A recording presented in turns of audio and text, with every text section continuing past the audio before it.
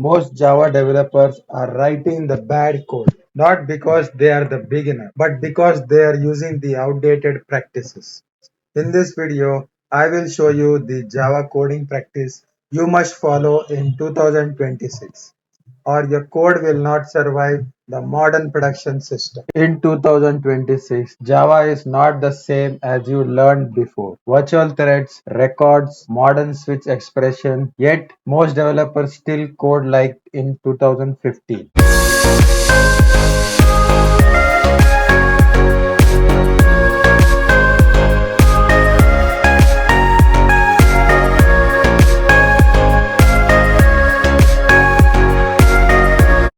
Let's jump into the very first coding best practices.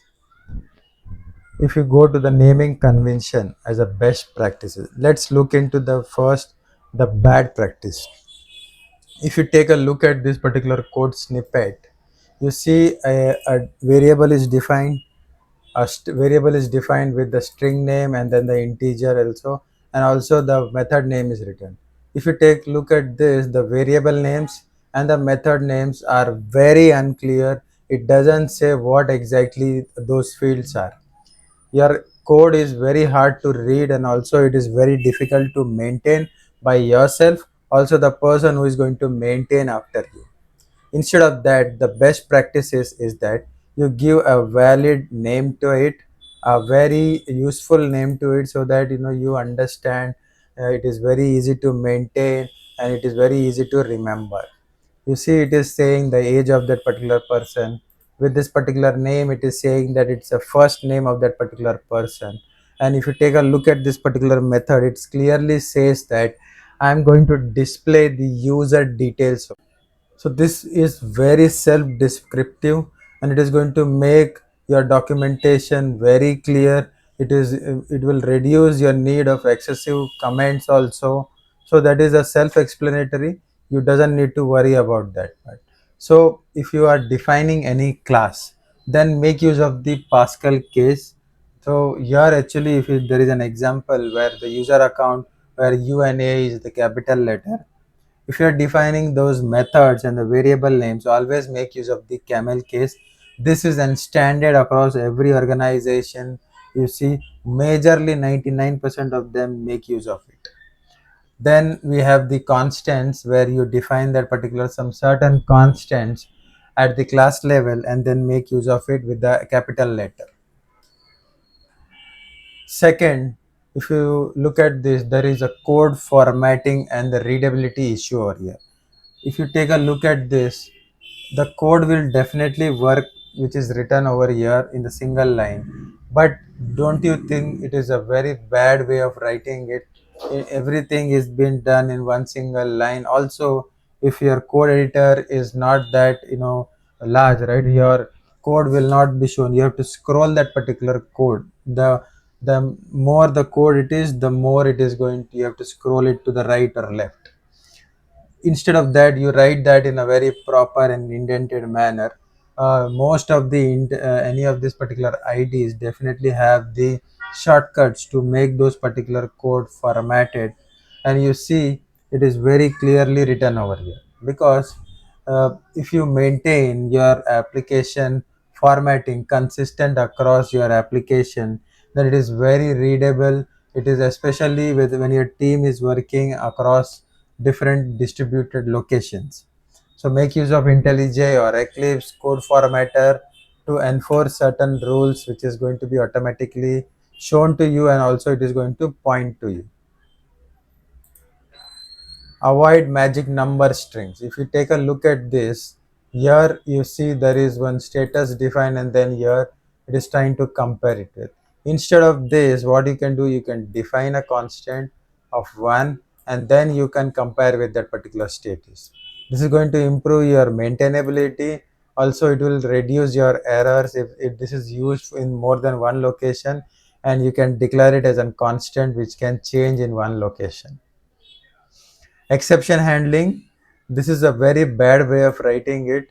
Though your code will work, though your exception will be handled, but you are not going to understand very clearly what exactly went wrong. Here if you see, this is going to be an arithmetic exception where I'm trying to divide by 0 and then it is throwing that exception. But ultimately if you're throwing an exception, then you're not going to know what exactly until you read the logs and other things.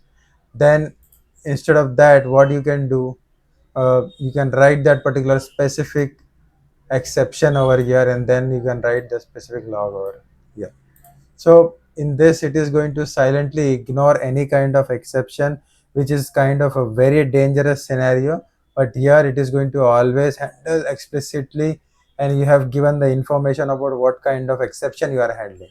So always it is in across the enterprise organization, always avoid exception unless you are very mandatory or absolute necessary to use it. Whenever you are using the modern features, let's say Java 21. So with Java 21, in the old way, prior to that, we used to write the switch case in this particular format. But after the pattern matching and the switch expression changes with respect to Java 21 has been introduced, it has been even more concise, it is even more clear to write it and write the cases. So here it is very easy. So make use of the modern, which is very handy. It will make your code concise and also it will reduce the boilerplate codes. Avoid hard coding dependencies. Make use of the dependencies injection. Here you see I'm making use of the user surveys and hard codedly I'm defining the user repository over here. So which is going to be very difficult when you're especially dealing with the testing. So always it best practice to define the controller or any of the user class and then initialize in under the constructor.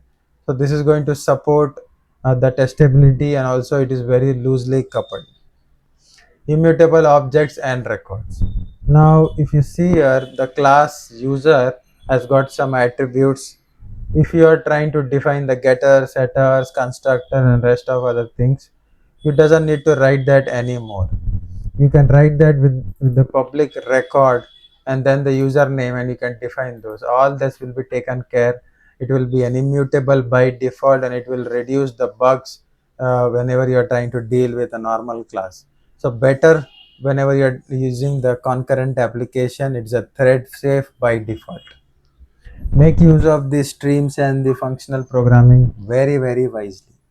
If you take a look at this, I have list of something of strings where I'm trying to convert that to an uppercase. Now you see here I have to do lot of steps, but when you are making use of the string API, the stream API, you can make it with the help of the stream. You can map it by converting it to the uppercase and then to the list. So this is going to be very concise and very expressive. Also, it is very handy to make use of it. Also, it is going to very handy when you are using the collections over here. Logging instead of system out dot println. Many programmers still depend on writing the system out dot println because they find that very handy for them. But as the Java's versions libraries has been introduced, there are better way to write. There is already a logger framework which you can make use of it. This is part of the core libraries now. But yeah, you can make use of the logger framework. You can define the logging levels and you can control the output what exactly it is going to print, especially if you're dealing with the production environments. The log.error is going to be very handy and save you the cost of cloud logs. Documentation. If you take a look at this is very I won't say the code will still work, but it is one of the bad way of commenting out. If you see here, also the variable name is not written properly. The correct way to write the comments is like this. If you see here in the best practice, where you define what exactly that method is going to do, what is the input parameters, what is it is going to return, and then the actual methods and the implementation. Look at this two and you compare it, what the difference it looks like, and then the person who is going to maintain it is also find it very easy to read, understand, and modify that code. So always use Java docs for the public APIs, which are very non-trivial. Okay, and then you can make use of the comments and you should explain why, what exactly it is, right? That is unit testing and TDD. So no test cases or a manual verification. That's very bad way of writing it. You should always test that scenarios, different scenarios. So write the test cases for each and every scenarios over there. So automated test cases is going to ensure the reliable and the maintainable code. So in Java 2026, the projects often combines the JUnit 5, Mockito, and the test containers. Concurrency and the virtual threads, these are the features of Java 21. The old way we used to create a thread, then assign that, create a process and then start it. In the current way, with the help of the virtual threads, you can create the thread of the virtuals, start it, and then do the activity over there. So virtual threads is going to allow millions of current concurrent tasks with the minimum resource consumption, because it is not going to make use of the OS threads. Specifically, earlier it make use to. The bad practice you can avoid in 2026. So I've jotted down in the table format what are the things you need to avoid and what is the best practices. So don't define the methods very long. Break them into a small methods. Make use of the policy, that is principle, solid principle S, that is single responsibility principle. Don't overly copy paste everything from the online or the wherever you find it. Always make use of the reusable methods and libraries over there. Null everywhere. So you make use of the null save operations. Okay. Over commenting out. Try to avoid that over commenting. Write the self-explanatory code so that you doesn't need to write and commenting code over there. Don't try to overuse anything. You can use the concurrent collections, logs, or virtual threads, etc. Hence, so it is make use of the all these particular best practices of coding, where you can actually make your code look concise, handy, and maintainable. To sum up, we already discussed so far descriptive naming and the consistent formatting. You have to handle the specific exception which is meaningful, and then the general. Always try to take the leverage of the modern Java versions as we discussed. Till date, whatever the Java version has been going on, make yourself with updated with that particular features and versions. Follow the immutable objects and the stream for clarity. So always follow the dependency injection and unit test casing principle. Always apply the logging frameworks, not the sysout, and then avoid the bad practices like hard coding, long methods, and then ignoring the concurrency issues. I hope I was able to explain you a different set of coding practices which you can make your code concise, maintainable, and testable.